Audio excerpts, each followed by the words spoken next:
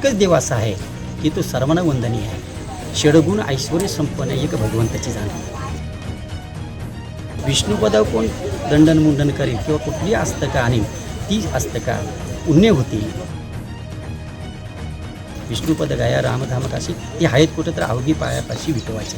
बाकी तुम्हाला कुठं जायची गरज नाही.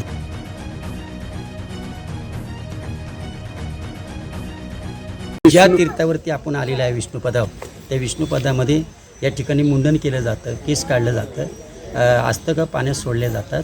अस्थिचं विसर्जन करताना ही दक्षिण वाहिनी आहे.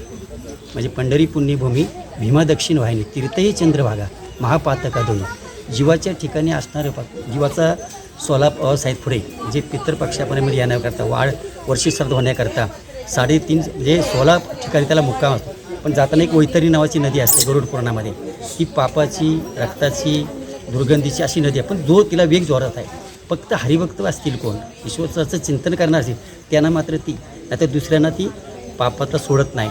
कामधेनूसारख्या हरिभक्ताला घेऊन जाते. तर त्या नदीतून गेल्यानंतर पुढं प्रवास आहे. त्या प्रवासाच्या प्रत्येकाचं नाव आहे. आपण प्रवास करत असताना पितृपक्ष काय अमुक आहे असे सांगतात.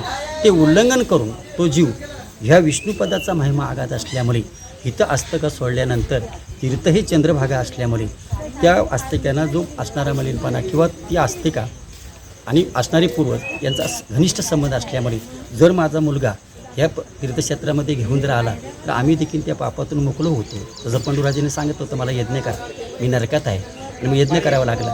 तसं मुक्त होणं ह्या तीर्थाचा आघात महिमा आहे. विष्णुपद गाया रामधाम काशी ती आहेत कुठं तर अवघी पायापाशी विटवायचे. बाकी तुम्हाला कुठं जायची गरज नाही. कुठल्याही देवस्थानाच्या ठिकाणी जाईल एकच देव असा आहे की तो सर्वांना वंदनीय आहे. षडगुण ऐश्वर्य संपन्न एक भगवंताची जाण.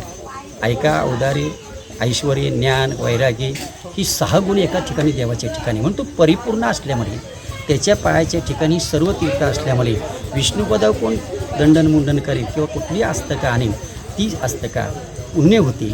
परोपराला पितृपक्षांना त्याचा आनंदनमाय वडिलांच्या अंतरी आणि येऊन संसारी धन्य.